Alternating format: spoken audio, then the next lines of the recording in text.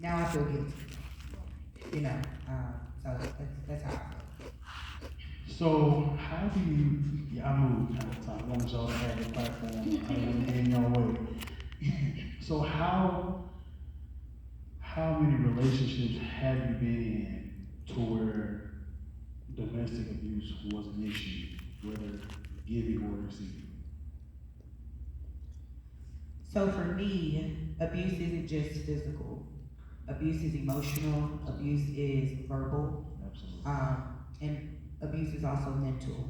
So I can say in my lifetime, I think most of the partners that I've been with have at least been verbally abusive, and also emotional abusive. Which emotional and mental for me kind of go hand in hand. Because if your emotional is messed up, then also your mental is messed up. So those for me go hand in hand. So I can almost say that almost every relationship in some type of capacity had been some type of abuse. And then the physical didn't start until college. I think in college, I had my first situation that kind of happened. I had a boyfriend that literally was kind of threatening to throw me off the balcony. We were on the third or fourth floor. And then I pulled a knife out on one of my ex-boyfriends, maybe back 2014, 20, something like that. And then my last one, 2018, pretty much through 2020, was kind of like the real physical. Like it went down. So this is recent. So it was, easy. This was recent, so this is. For 2018, 2020, Wow. yes. Wow. So I want to harp on you, Portia, for a second. You mentioned that you were stabbed. Um, Most people don't know your situation. You were stabbed by your ex-boyfriend. Um, he literally tried to take your life. If you don't mind, can you tell us a little bit about it?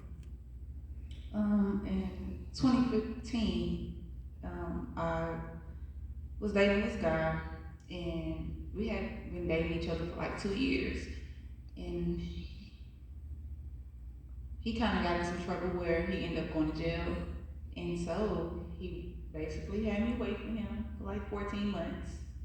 I had to live with his mom and stuff like that. So it was right there, even though there was a sign, I didn't see that. I didn't see that like, okay, Being this a is good control. girlfriend, you've been a good Yeah, girlfriend. this was, I'm thinking like, okay, I'm gonna do everything he tell me to do, so once he come home, we can be together. So I'm not seeing like this is a control thing.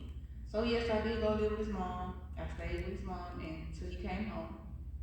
And once he did come home, we got an apartment together and stuff like that, which was maybe a month when we had an apartment together.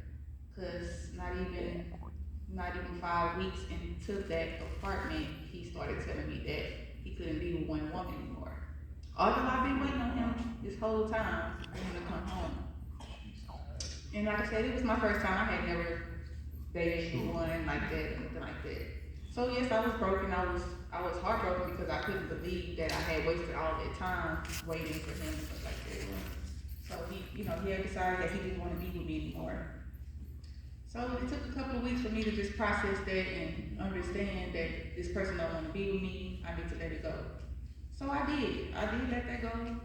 And I say like 3 months later, he started hitting me up again, showing up everywhere I was, showing up at my school, showing up at my mom's house, stalking, yes, sitting outside my family shops, watching me, those type of things. Even though I didn't see these things physically, but my child did, and other people in my family would tell me that he's calling, he's doing this, he's doing that.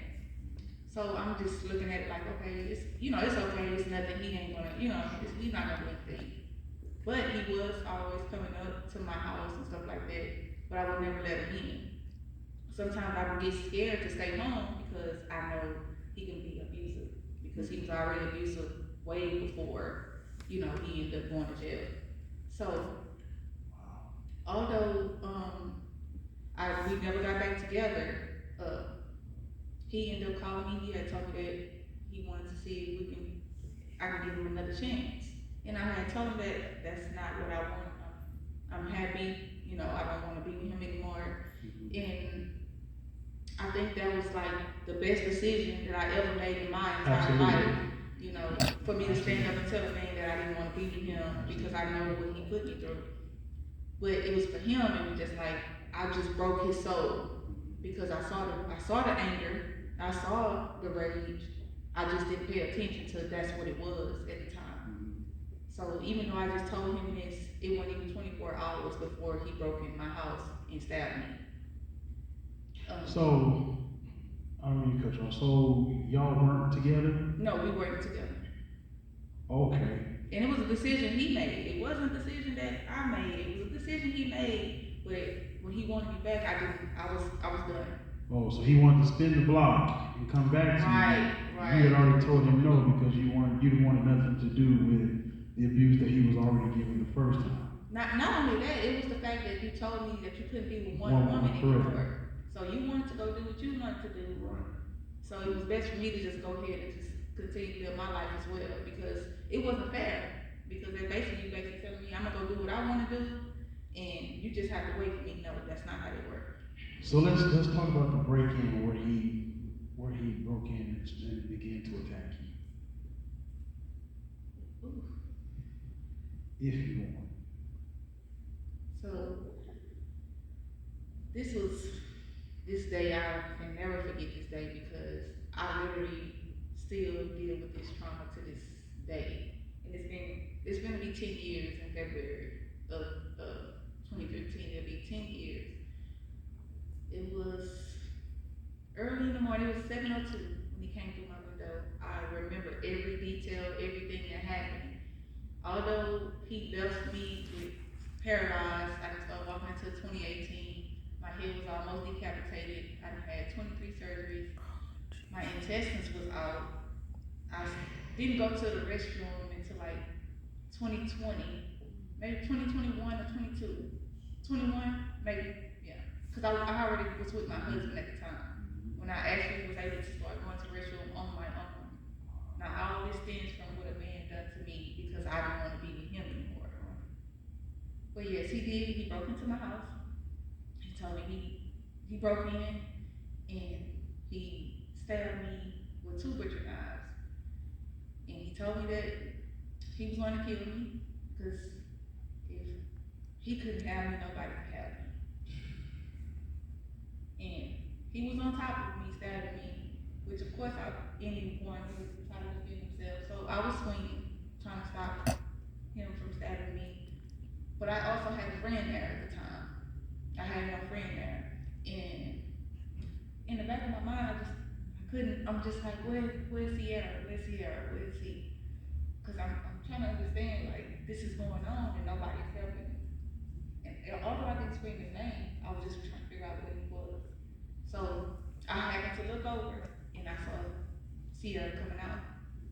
And by the time Sierra did come out, he moved so fast by sitting on top of me. See, he swung the knife. He swung another knife, which remember I said he had 2. Right. So he was able to swing the other knife and he stabbed my friend in his abdominal. And when he stabbed him, he turned the knife inside, which, basically made him bleed out. So he fell